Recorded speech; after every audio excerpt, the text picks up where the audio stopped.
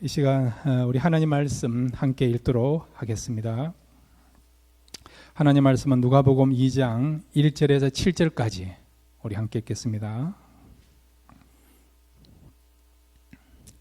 그때에 가이사 아구스도가 영을 내려 천하로 다 호적하라 하였으니 이 호적은 구레노가 수리아 총독이 되었을 때에 처음 한 것이라. 모든 사람이 호적하러 각각 고향으로 돌아가매 요셉도 다윗의 집 족속이므로 갈릴리 나사렛 동네에서 유대를 향하여 베들레헴이라 하는 다윗의 동네로 그 약혼한 마리아와 함께 호적하러 올라가니 마리아가 이미 잉태하였더라. 거기 있을 그때에 해산할 날이 차서 첫 아들을 낳아 강보로 싸서 구유에 넣었으니 이는 여간이 있을 곳이 없음이르라. 아멘. 이 시간 우리 같이 한번 기도하겠습니다. 말씀을 통해서 은혜 받게 해달라고 기도해 주시고, 말씀이 임함으로 말씀 안에서 자유하고 평강 얻을 수 있는, 또 하나님의 음성을 들을 수 있는 귀한 시간 되게 해달라고 말씀을 사모하시면서 우리 다 같이 주여 한번 부르고 함께 기도하시겠습니다. 주여. 아버지 하나님 감사합니다. 이젠 좁은 말씀 가운데 역사여 주옵소서. 말씀을 더 주님을 만나게 하시고 주의 음성을 듣게 해주시고 주님을 만나는 귀한 시간 되시고 축복해 주시옵소서. 말씀 안에서 하나님의 뜻을 알게 해주시고 말씀이 마음을 새로워지게 해주시고 평강을 누리게 해주시고 기쁨을 맛보게 해주시고 소망을 얻으시는 귀한 시간 될 수 있도록 이 시간을 축복하여 주옵소서. 성령 하나님 임재하여 주옵소서. 성령 하나님 한 사람 한 사람을 찾아와 주옵소서. 우리를 새롭게 하여 주시고 하나님을 만날 수 있도록 은혜 베풀어 주시고 말씀이 마음으로 우리 영적으로 풍성할 수 있는 복된 시간 될 수 있도록 시간 축복해 주옵소서. 크신 은혜 베풀어 주님 믿습니다. 주님을 만나기 원하는 주님 함께 하시고 축복해 주시고 역사하시고 성령께서 함께 하여 주옵소서. 그래서 큰 주님 믿습니다. 주님을 만나기 원합니다. 하나님 아버지, 이 시간 저희들 말씀을 듣기를 원합니다. 영의 귀가 열려지게 해주시고 마음의 문이 열려주셔서 하나님께서 우리에게 친히 말씀하시는 그 말씀을 듣고 다시 소망을 얻게 해주시고 또 하나님과의 관계 회복될 수 있는 진정한 생명과 구원과 기쁨을 맛볼 수 있는 복된 시간 될 수 있도록 말씀 가운데 역사에 주옵소서. 사모하며 말씀 듣기를 원합니다. 예수님의 이름으로 기도드렸습니다. 아멘. 할렐루야. 오늘 말씀을 통해서 하나님을 만나는 사건을 경험하는 귀한 시간 되시기를 바랍니다. 하나님은요, 일상 가운데서 우리에게 찾아오십니다. 물론 특별한 어떤 사건과 장소 가운데서 찾아오시지만은 우리가 매주마다 드리는 예배 가운데 하나님을 만나는 특별한 사건이 나타나는 그런 시간이 될 줄로 믿습니다. 사모함으로 오늘 말씀을 들음으로 말씀을 통해서 오늘 하나님을 만났다, 인생의 가장 귀한 것을 발견했다, 그런 고백과 기쁨을 누릴 수 있는 복된 시간 되시기를 바랍니다. 오늘 본문은 우리가 성탄 지를 때 많이 듣는 본문 내용이잖아요. 예수님의 탄생에 관한 거. 우리가 지금 누가복음 강의를 하고 있는데 오늘 예수님의 탄생, 예수님의 나심에 대해서 우리가 함께 나누기로 원하는데 이를 통해서 우리 주시고자 하는 교훈을 함께 생각하겠습니다. 자, 첫 번째로 한번 따라해 주시기 바랍니다. 역사의 주인은 하나님이시다. 이 사실 믿으시길 바랍니다. 세상의 왕이나 힘 있는 자나 또한 영웅이 아니고요, 하나님이 역사의 주인이라는 거죠. 세상에 황제를 세우는 것도 하나님이 세운 것이고, 요즘 말로 하면 대통령을 세우는 것도 그렇고, 지난주 한국의 국회의원도 새롭게 우리가 총선이 끝났잖아요. 그런 국회의원을 세우는 것도 그렇고, 또 목회자를 세우는 것도 그렇고, 또 교회 직분자를 세우는 것도 다 하나님이 세우시는 줄로 믿으시기를 바랍니다. 자, 여러분, 누가복음 오늘 2장 1절에서 3절을 같이 한번 읽겠습니다. 시작. 그때에 가이사 아구스도가 영을 내려 천하로 다 호적하라 하였으니 이 호적은 구레노가 수리아 총독이 되었을 때에 처음 한 것이라. 모든 사람이 호적하러 각각 고향으로 돌아가매. 예. 오늘 본문에 보면 요셉과 마리아가 원래 이 사람들이 살고 있는 동네는 이스라엘 지형을 보면, 지도를 보면 북쪽 나사렛이 나사렛. 갈릴리 주에 속해 있는 조그만 동네 나사렛. 그곳에 살고 있었는데, 그런데 어느 날 갑자기 로마 황제, 오늘 본문에 보니까 가이사 아구스토라 되어 있어요. 역사에서는 옥타비아누스라고 그래 불려집니다. 가이사 여러분 그 누굽니까? 케사르 아시죠? 케사르. 예. 케사르라고 부르는 율리어스 케사르라고 부르는 그 여러분 그 사람의 양아들 되는 사람이 오늘 본문에 나와 있는 가이사 아구스토입니다. 그런데 최초의 로마에 있어서 황제가 된 사람이 바로 가이사 아구스토 옥타비아누스라는 사람이에요. 이 사람이 로마 황제가 되고 난 뒤에 바로 이렇게 얼마 안 있어서 시행한 것이 뭐냐니까 로마 제국에 있는 모든 사람들에게 자기 고향으로 가서 호적 등록을 하라고 그렇게 지시를 하게 되게 된 거예요. 왜 이렇게 호적을 등록하라고 합니까? 크게 두 가지 목적이죠. 하나는 세금 징수하기 위하여. 그러니까 인구수를 정확하게 알게 되면 또 그 사람이 어디에 살게 되면 그것을 데이터를 가지고 세금 징수를 할 수 있지 않습니까?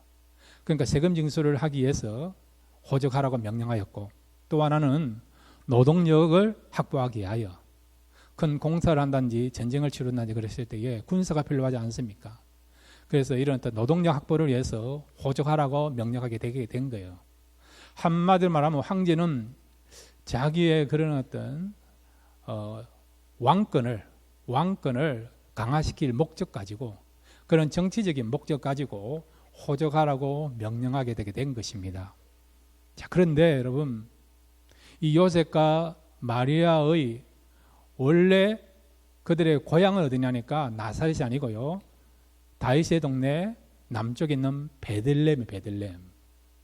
그러니까 북쪽 나사렛에서 남쪽 베들레헴까지 지금 내려가야 되는 거예요. 나사렛에서 베들레헴까지는 한 150km, 한 100마일 정도 떨어져 있습니다. 미국에서는 100마일 정도면 아무것도 아니지 않습니까? 1시간 반이면 갈 수 있는 거리 아닙니까? 근데 그 당시에는 여러분 이렇게 100마일 정도 거리가 떨어졌다 그러면 3, 4일, 어떤 경우는 일주일을 걸려야만 갈 수 있는 거리예요, 여러분. 그리고 지금 마리아는 지금 임신하였습니다. 성령을 통해서 예수님을 잉태하고 있죠. 홀몸이 아닌 거예요. 임신된 그런 임산부의 몸으로 지금 나사렛에서 베들레헴까지 내려가야 되는 겁니다. 쉬운 여정이 아니에요, 여러분. 자, 그런데 이 요셉과 마리아가 이 로마 황제의 명령을 듣고 명령에 순종하기 위하여 나사렛에서 베들레헴까지 내려가게 되었죠. 그렇지만 여러분, 로마 황제의 명령에 의해서 베들레헴으로 내려간 것 같지만 사실은 아니에요. 이미 예수님이 태어나기 500년 전에 미가서 5장 2절에 보면 인류를 구원하실 메시아가 어디서 태어난다고요? 베들레헴에 나실 것을 말씀하고 있지 않습니까? 이미 예언하고 있는 거죠. 그러니까 이 황제가 태어나기 전부터, 황제가 명령을 내기 전부터 하나님의 계획 가운데, 하나님의 뜻 가운데서 예수님이 베들레헴에 태어나실 그런 것을 말씀하셨고, 그것을 이루기 위하여서 결국 요셉과 마리아는 베들레헴에 내려가게 되었고, 그곳에서 예수님이 탄생하게 되는 것을 보게 되는 것입니다. 그러니까 황제는 자기의 정치적인 목적을 가지고 세금 징수를 많이 하기 위하여, 노동력을 확보하기 위하여, 황제의 그런 영향력을 나타내기 위해서 인구 조사를 하라고 명령하였지만은, 그러나 하나님은 황제를 통해서 하나님이 말씀하신 그 말씀을 이루기 위한 통로로서 황제를 사용하고 있는 것을 보게 되는 것이죠. 자, 그러면 왜 예수님이 베들레헴에 태어나야만 됩니까? 베들레헴은 여러분 누구의 동네입니까? 다윗의 동네 아닙니까? 다윗의 고향이 바로 베들레헴이에요, 여러분. 예수님이 굳이 베들레헴에 태어나야 되는 이유는 뭐냐? 바로 예수님과 지금 다윗을 연결해 주는 것이죠. 다윗은 왕이에요, 여러분. 역대 이스라엘 역사 가운데 최고의 왕이 다윗 아닙니까? 하나님이 인정하시고 하나님이 세우기를 원했었던 그 왕이 다윗 아닙니까? 다윗. 이와 같이 예수님은 어떤 분이라고요? 다윗 같은 왕이라는 거죠.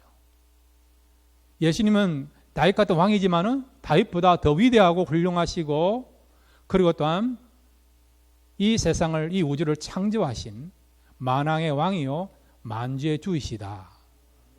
예수님의 왕대심을 소개하기 위하여, 보여주기 위하여 다윗의 동네 베들레헴의 예수님이 태어나게 하신 것을 우리가 알게 되는 것입니다. 다윗은 이스라엘 나라에서 인정하는 왕이었습니다. 이스라엘 나라의 그런 영토를 확장시키는 왕이 다윗이고, 그 다음에 성전을 지을 수 있는 준비를 마친 왕이 다윗이고, 법궤를 예루살렘 성으로 이장하는 일에 공을 세웠던 왕이 다윗이고, 우리가 지금 새벽마다 시편을 읽고 있는데 많은 시를 썼고 하나님께 기도의 그런 문을 작성하였고, 또한 찬양에 대한 은사를 갖고 있는 사람이 다윗이에요, 여러분. 백성들 앞에 존경받고 인정받는 그 정도의 왕이었지만은 다윗의 후손 오신 예수님은 그 정도 왕이 아니고요, 지금까지 그 인류의 어떤 왕들도, 어떤 위대한 사람도 해결할 수 없는 구원의 문제를 해결하신 왕이 우리 예수님이십니다. 그리고 진정한 평화를 우리에게 주신 분이 예수님이고, 그래서 예수님은 평화의 왕이에요, 여러분. 또 우리를 진정하게 위로할 수 있는 위로의 왕이 우리 주님이시고요. 죄로 말미암아 우리에게 상처가 있고 질병이, 고통이 있습니다. 주님은 우리를 치료하시는, 회복해 주시는 왕이십니다. 그러니까 다윗의 동네에 태어나게 하신 것은 바로 예수님은 다윗처럼 왕인데 다윗보다 더 훌륭하고, 그리고 또한 우리가 진정으로 의지하고 바라볼 수 있는 그런 왕이시다. 이런 메시지를 주시고자 우리 예수님이 다윗의 동네 베들레헴에 태어나게 하신 거예요.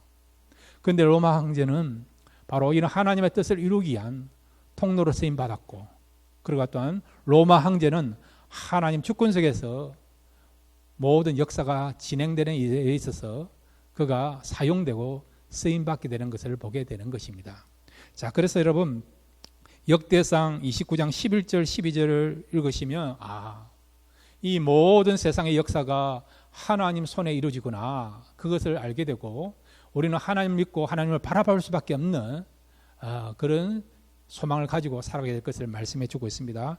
역대상 29장 11절에서 13절까지 함께 읽겠습니다. 시작. 여호와여, 위대하신가 권능과 영광과 승리와 위엄이 다 주께 속하였사오니 천지에 있는 것이 다 주의 것이로소이다. 여호와여, 주권도 주께 속하였사오니 주는 높으사 만물의 머리이심이니이다. 부와 귀가 주께로 말미암고 또 주는 만물의 주제가 되사 손에 권세와 능력이 있사오니 모든 사람을 크게 하신가 강하게 하심이 주의 손에 있나이다. 우리 하나님이여, 이제 우리가 주께 감사하며 주의 영화로운 이름을 찬양하나이다. 아멘. 모든 것이 하나님 손 안에 있고 하나님의 주권 속에 있다는 거예요, 여러분. 그러므로 여러분, 인간의 생사하고 여러분의 인생의 모든 것 하나님 손 안에 있습니다. 하나님을 바라보시고 의지하시면 하나님께서 여러분 인생을 가장 아름다운 길, 의의 길로, 생명의 길로, 축복의 길로, 승리의 길로 이끌어 가실 줄로 믿습니다. 이번 한 주간도 하나님의 주권을 믿고 바라보며 살아갈 수 있는 저와 여러분 되시기를 바랍니다. 두 번째로 예수님의 탄생을 통해서 우리에게 주시고자 하는 귀한 교훈이 있습니다. 한번 따라해 주시기 바랍니다. 외형보다 내면이 중요하다. 예. 자, 여러분, 외형이 중요합니까? 내면이 중요합니까? 다 중요하죠. 그렇지만은 외형보다 더 중요한 게 뭡니까? 내면이죠, 내면. 겉만 여러분 번더러한 것보다 실제적으로 여러분 맛이 좋고 내용이 있고 알차고 실력이 있으면 되는 거 아닙니까? 오늘 본문에 보면 로마 황제 이 가이사 아구스도와 만왕의 왕이신 진정 왕이신 예수님을 비교하고 있어요. 이 가이사 아구스도 옥타비아누스는 여러분 기원전 27년부터 기원 후 14년까지 로마를 다스리는 황제입니다. 최초의 황제라는 칭호를 얻은 사람이 바로 이 오늘 본문에 나와 있는 가이사 아구스도 옥타비아누스라는 사람이에요. 여러분. 자, 여러분 우리가 그 달력에 보면 1월달부터 12월달 달력을 보면 그 이름이 있지 않습니까? 우리는 1월달, 2월달, 3월달 그러는데 8월을 영어로 뭐라 하죠? 아거스트. 이건 누구의 이름인지 아세요? 바로 아구스도. 옥타비아누스 이름이 8월이에요. 8월.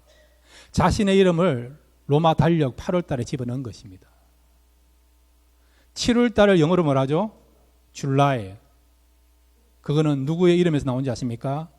줄리아스 시저, 줄리아스 카서르에서 나온 거예요. 자기 양아버지가 달력에다가 자기 이름을 넣으니까 자기도 우리 아버지가 7월이니까 나는 8월에 돼가지고요 어거스트 이렇게 불러지는 것입니다.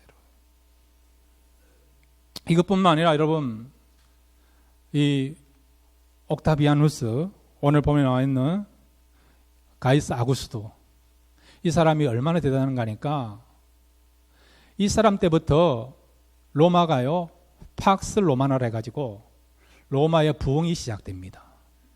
그래서 기원전 27년 이 가이사 아구스도가 황제로 집권한 그때부터 기원 후 180년까지 200년 동안 로마의 정선시대, 로마의 부흥시대가 시작됩니다. 이걸 우리가 팍스 로마나라 그렇게 하는 거예요. 그 말 뜻은 로마여 평화하라. 그 말은 로마에 있는 모든 사람들은 로마 제국에 있는 모든 민족들은 평화를 얻게 될 것이다. 그런 뜻을 갖고 있어요. 자, 그러면 여러분 팍스 로마나 그 시대에 로마 제국에 있는 모든 사람들이 평화했습니까? 아니에요. 여러분. 로마 시민권자는 평화를 누린다고 볼 수 있죠. 여러분. 그들은 어떤 의미에서는 주권자들이니까 실세들이니까 조선을 말하면 양반 같은 그런 사람들이니까 식민지로부터 많은 물자들을 빼앗아오고 노동력을 착취하고 그들을 압제하고 고통을 주고 심지어는 그들의 피를 흘리게 하는 그런 걸 통해서 자신들의 부를 자신들의 권력을 축적하게 되고 얻게 되었죠. 그러니까 로마에게 있어서 또 로마 시민권자에게서는 기쁨이고 평화가 있고 번영이 있고 성공이 있고 미래가 기대되는 삶이었지만은 그러나 로마 제국에 있는 다른 민족들에게는 고통과 아픔과 슬픔과 절망을 주었던 시대가요 팍스 로마나 시대라 볼 수 있습니다. 자, 그리고 여러분 오늘 본문에 보면 이 가이사 아구스도가 호적 명령을 내릴 때에 천하의 호적을 내렸대요. 천하에. 그 말은 천하가 내 것이라는 거예요. 내 거. 여러분. 로마 제국에 있는 모든 사람들을 내가 마음대로 할 수 있다는 거예요. 여러분. 그만한 막강한 힘을 가지고 권력을 가지고 어떻게 해요? 호적하라고 명령하게 되게 된 거예요. 그래서 그 힘의 원리에서 어떻게 해요? 그것을 받을 수밖에 없고 순종할 수밖에 없으니까 대항할 수 없으니까 요셉과 마리아도 어떻게 해요? 자기 고향으로 내려가서 호적을 하게 된 것을 보게 되죠. 앞에서 말씀드린 것처럼 마리아가 지금 이미 임신한 상황입니다. 해산할 날이 가까워 왔습니다. 150km까지 여러분 떨어져 있는 곳까지 호적하라 한다는 것이 쉬운 일이 아니에요, 여러분. 그런데 왜 그런 일을 감수해야 됩니까? 황제가 시키니까 명령하니까 불복종하면 불이익을 당하니까 자문하면 죽을 수도 있으니까. 그래서 황제의 명령에 의해서 어떻게 해요? 베들레헴까지 내려가게 되게 된 것이죠. 그런데 지금 요셉과 마리아가 베들레헴까지 도착했는데 어떻게 해요? 아이가 지금 나올 상황입니다. 해산할 상황이에요, 여러분. 그런데 여러분, 이 아이를 해산할 수 있는 장소가 마땅하지 않은 거예요, 여러분.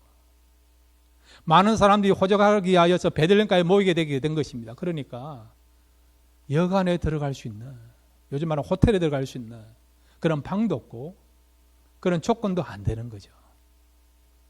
그래서 결국 예수님 어디서 태어납니까? 예, 구유에 태어나요. 구유에, 여러분. 자, 오늘 성경 여러분, 우리 6절 7절을 같이 읽겠습니다. 누가복음 2장 6절 7절입니다. 시작. 거기 있을 그때에 해산할 날이 차서 첫 아들을 낳아 강보로 사서 구유에 누웠으니 이는 여관에 있을 곳이 없음이라. 아멘.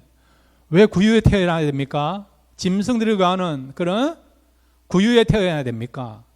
그 이유는 뭡니까? 그것은 여관에 있을 곳이 없다는 거예요. 돈이 없었는지 아니면 방이 없었는지 정확하게 모르지만 지금 정상적인 상황이란다면 일반 사람들이라면 집에서 아이를 태어나는 것이 당연한데, 그런데 지금 집에서 방에서 태어날 상황이 아니니까, 해산할 상황이 아니니까 어떻게 해요? 짐승들이 거하는 그런 구유에 지금 태어날 수밖에 없는 그런 상황이 되게 된 것을 보게 되죠, 여러분. 자, 여러분, 예수님과 지금 로마 황제를 비교해 보세요, 여러분. 로마 황제는 명령을 하면 그 누구도 대항할 수 없는 무소불위의 권력, 힘을 갖고 있는 사람입니다. 그 외형은 얼마나 화려하겠습니까? 왕관을 썼지요. 옷도 얼마나 여러분 빛나고 멋있는 웅장한 그런 옷을 입었겠습니까? 그런데 예수님은 어떻습니까? 황제가 시키니까 순종할 수밖에 없는 그런 상황 아닙니까? 그렇다고 하면 태어난 것도 좀 정상적인 집에서, 따뜻한 집에서 태어나야 되는데 지금 어떻게 태어나니까? 집에서 태어날 수 없으니까 마치 짐승 취급 받으면서 짐승들이 가는, 한국말로 마구간 같은 그런 곳에 태어나야 되는 그런 상황이 되게 된 거예요, 여러분. 외형으로는 전혀 비교가 안 됩니다. 그런데 여러분, 누가 진정한 왕입니까? 누가 모든 사람들에게 참으로 당신은 왕이십니다, 당신은 주인이십니다, 그렇게 인정받고 그런 고백을 받는 분이 누구십니까? 예수님 아닙니까? 예수님이 이 땅에 탄생하신 지가 2000년이 지났죠. 로마 황제가 죽은 지도, 가이사 아구스토가 죽은 지도 2000년이 넘었어요, 여러분. 오늘 이 시대를 한번 보세요, 여러분. 오늘 이 시대에 여러분, 로마 황제를 위하여 내가 죽겠습니다 헌신하는 사람이 있습니까? 아무도 없어요. 그러나 지금도 예수님을 죽겠다고 헌신하는 사람이 얼마나 많이 있습니까? 지금도 예수님을 나의 주님으로, 나의 구주로, 나의 왕으로 인정하는 분이 얼마나 많이 있습니까? 영향을 한번 보세요, 영향력을. 그때는 로마의 전성시대였습니다. 가장 강력한 힘을 갖고 있는 사람이 로마 황제였습니다. 그런데 그런 영향력이 있습니까? 지금은 없지 않습니까? 예수님은 어떤 분입니까? 외모양은 흐름이에요. 내세울 것이 없습니다. 우리가 흠모할 만한 것이 아무것도 없습니다. 볼품도 없어요, 여러분. 세상적인 권력과 힘도 없어요, 여러분. 왕이 시키면, 총독이 시키면 순종할 수밖에 없는, 따를 수밖에 없는 그렇게 연약한 모습으로 주님이 오셨어요. 그렇지만 예수님은 어떻습니까? 지금도 그 어떤 왕도, 그 어떤 세상의 지도자도 해결할 수 없는 구원의 문제, 평강의 문제, 죽음의 문제를 해결하신 분이 예수님 아니십니까? 그러니까 여러분, 비록 예수님은 외모는 허름하고 볼품없고 연약해 보이지만은, 그럼에도 불구하고 예수님이 갖고 있는 그 내면, 그 내용은 진정한 기쁨을 주고 소망을 주고 위로를 주시는 참된 능력을 가지신 분인 것을 말씀해 주고 있습니다. 자, 이 부분에 대해서 이사야 53장 1절과 2절을 이렇게 말씀해 주고 있습니다. 우리 이사야 53장 1절과 2절 같이 읽겠습니다. 시작. 우리가 전한 것을 누가 믿었느냐? 여호와의 팔이 누구에게 나타났느냐? 그는 주 앞에서 자라나기를 연한 순 같고 마른 땅에서 나온 뿌리 같아서 곶 모양도 없고 풍채도 없은즉 우리가 보기에 흠모할 만한 아름다운 것이 없도다. 아멘. 예수님의 모습을 말하는 거예요, 여러분. 흠모할 만한 것이 아무것도 없다는 것입니다. 외모양도 그렇고 예수님이 갖고 있는 능력과 세상의 힘을 말하는 거예요, 여러분. 세상 권력도 없고 그 다음에 여러분 부도 없고 세상의 백그라운드는 예수님에게는 없다는 것을 말씀해주고 있죠. 아버지도 여러분 목수지 않습니까? 예수님도 30년간 목수 일을 하였거로. 그러니까 세상적인 것으로는 도저히 우리가 본받을 만한, 사모할 만한, 기대할 만한 그런 것이 없는 것이 예수님의 실체였고 모습이었죠. 이랬던 예수님인데, 그런데 그 예수님의 내면은, 예수님의 실체는 뭐냐? 자, 여러분 이사야 9장 6절에서 7절 같이 읽겠습니다. 시작. 이는 한 아기가 우리에게 낳고 한 아들을 우리에게 주신 바 되었는데 그의 어깨에는 정사를 메었고 그의 이름은 기묘자라 못사라 전능하신 하나님이라 영존하시는 아버지라 평강의 왕이라 할 것임이라. 그 정사와 평강의 더함이 무궁하며 또 다윗의 왕자와 그의 나라에 군림하여 그 나라를 굳게 세우고 지금 이후로 영원히 정의와 공의로 그것을 보존하실 것이라. 만군의 여호와의 열심히 이를 이루시리라. 아멘. 예수님의 실체는 뭐라고요? 평강의 왕이에요. 영원하신 아버지란 겁니다. 기묘자고요. 그럼 모사라, 지혜의 왕이란 거죠, 여러분.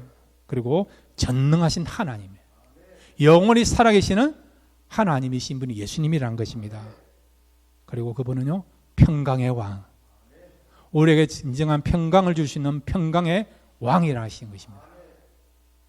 그러니까 여러분 외모양은 로마 황제하고 비교가 될 수 없을 정도로 그렇게 흠모할 것도 없고 내세울 것도 없고 그런 거지만은 예수님의 실제는 여러분 내면은 뭐라고요? 우리에게 진정 기쁨과 평강을 주시는, 인간에게 줄 수 있는 모든 소망을 줄 수 있는 분이 예수님인 것을 말씀해 주고 있습니다. 여러분 교회와 성도는 내면이 강해지기를 바랍니다. 실력 있기를 바랍니다. 외모양은 좀 못나도 괜찮아요, 여러분. 외모양은 내세울 것이 없어도 괜찮아요, 여러분. 그렇지만은 그 내면은 정말 사람들의 기쁨을 주고 인정받고 영향력을 나타낼 수 있는 그런 내면이 되기를 바랍니다. 저는 우리 교회가요 맛집이 되기를 바랍니다. 여러분 맛집 알지 않습니까? 사람들 맛집 좋아하지 않습니까? 데코레이션이나 이런 것들이 좀 부족하다 하더라도 맛이 좋으면 사람들이 찾아가지 않습니까? 어떤 경우는 짬뽕 한 그릇 잘 먹어도 맛있다고, 어떤 경우는 여러분 그냥 썰렁탕 한 그릇 잘 먹어도 이 집 맛집이다, 다시 오고 싶다, 그렇게 하지 않습니까? 우리 교회는 이런 외형보다 내면이 강해서 오늘 이 시대 사람들에게 기쁨을 줄 수 있는 맛집이 되기를 바랍니다. 어떤 맛집이 되어야 됩니까? 말씀의 맛집 되기를 바랍니다. 말씀을 찾는 데 기쁨을 줄 수 있는, 영적으로 풍성을 줄 수 있는, 영의 양식을 공급할 수 있는 그런 말씀의 맛집이 되기를 바랍니다. 또한 기도의 맛집 되기를 바랍니다. 우리 교회 오면요 기도의 뜨거움을 느껴서 기도하고 싶고 기도가 성장되고 기도의 역사가 경험되는 그런 기도의 맛집 되기를 바랍니다. 그 다음 우리 교회는 사랑의 맛집 되기를 바랍니다. 하나님을 사랑하고 성도를 사랑해서 정말 이곳에 오면 그 사랑을 느낄 수 있는, 이제 내가 그 사랑을 알고 다른 사람을 사랑할 수 있는 그런 사랑의 맛집 되기를 바랍니다. 이런 내면을 가지면 사람들이 몰려오게 되고 이 세상 사람들에게 희망을 주게 될 줄로 믿습니다. 우리 주님이 내면이 강하시고 확실한 내면을 가짐으로써 우리에게 소망을 주신 것처럼 우리 교회도 이런 맛집이 되어서 세상 사람들에게 영향을 미치고 세상을 기쁘게 하고 세상 사람들에게 희망을 줄 수 있는 그런 교회 되기를 바랍니다. 세 번째로 여러분 예수님의 탄생을 통해서 우리 주시고 된 귀한 교훈이 있습니다. 한번 따라해 주시기 바랍니다. 말씀은 우리에게 최고의 위로를 준다. 아멘. 여러분, 사람들 위로받기를 원해요. 가족이 있고 사람들이 있고 친구가 있어도 다 외로워요, 여러분. 때로는 남편이 있어도 아내가 있어도 자식이 있어도 부모님이 있어도 외로워요, 여러분. 그래서 우리는 다 위로를 느끼기를 원하지 않습니까? 남들이 위로해 주지 않으니까 어떻게 하면 자신을 위로하지 않습니까? 이렇게 쓰다듬기도 하고 고생했다, 수고했다, 뭐 이렇게 하지 않습니까? 그런다고 위로를 느낍니까, 여러분? 여러분에게 말씀드립니다. 최고의 위로가 여러분에게 있습니다. 하나님의 위로가 있습니다. 하나님의 위로가 어떻게 나타난다고요? 말씀을 통해 나타나요.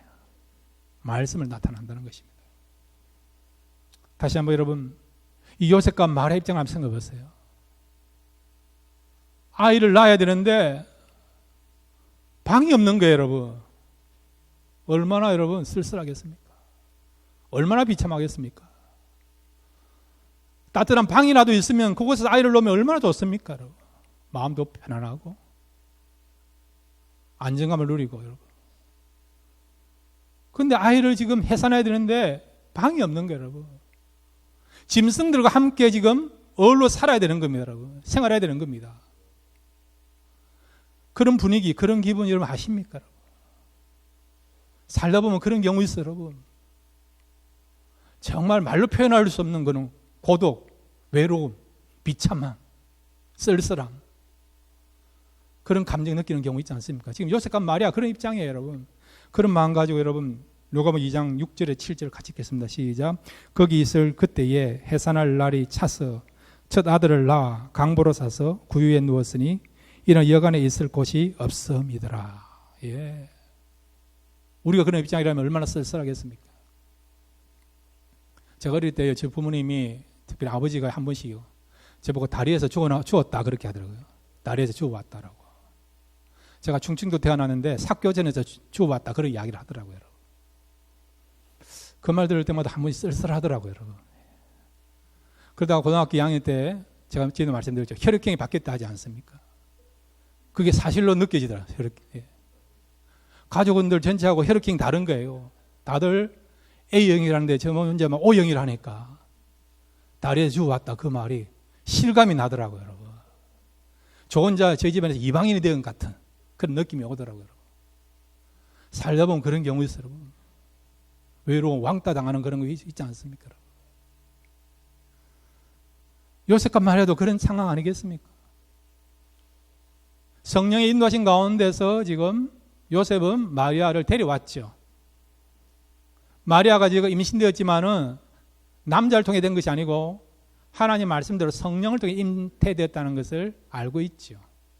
그래서 그 말씀에 순종하게 하여 마리아를 데려왔고 마리아와 함께 지금 나사렛에서 베들레헴까지 내려오게 되게 된 것입니다. 물론 로마 황제가 명령해서 내려왔지만은 그러나 하나님의 뜻 가운데서 지금 베들레헴까지 내려오게 된 거예요. 그러면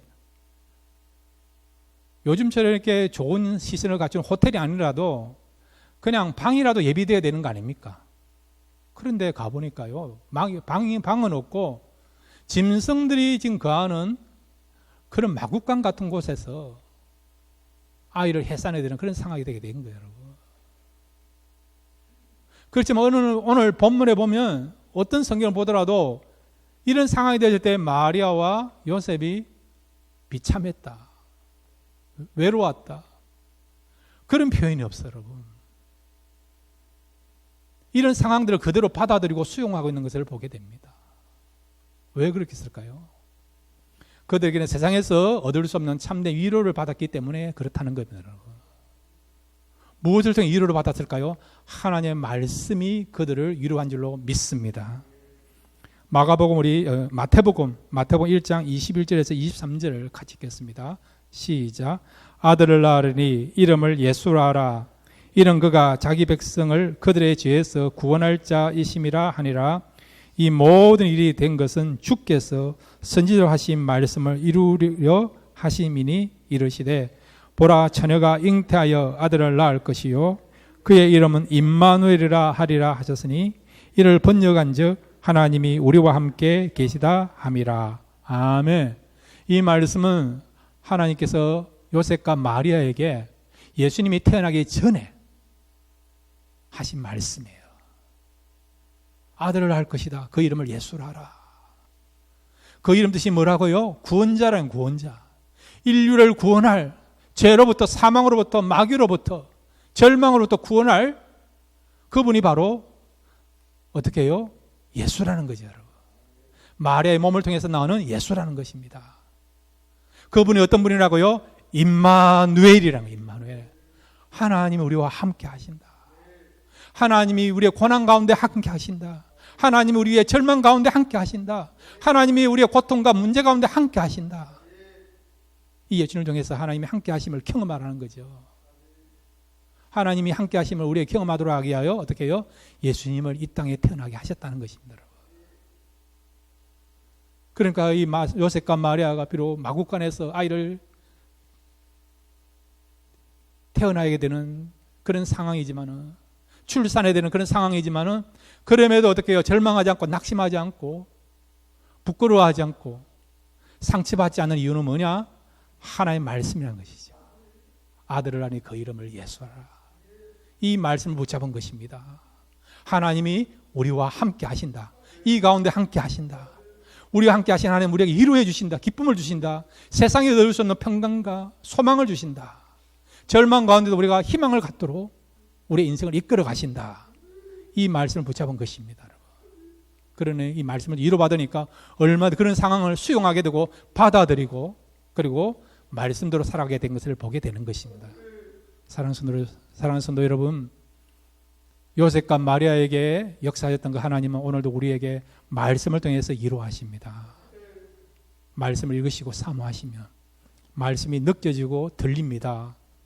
그리고 그 말씀 붙잡으면 여러분 하늘부터 내려오는 평강과 기쁨, 소망을 우리가 붙잡게 되고, 그래서 우리가 얼마나 용기를 가지고 이 험한 세상에서 낙오되지 않고 기쁨으로 모든 걸 감당하며 믿음 생활을 우리가 감당해야 될 줄로 믿습니다. 말씀은 살아있습니다. 이 말씀은 여러분을 위로하게 하실 줄로 믿습니다. 오늘도 말씀을 통해 위로받고 날마다 소망 가운데 살아가시는 저와 여러분 되시기를 주님의 이름으로 축원드립니다.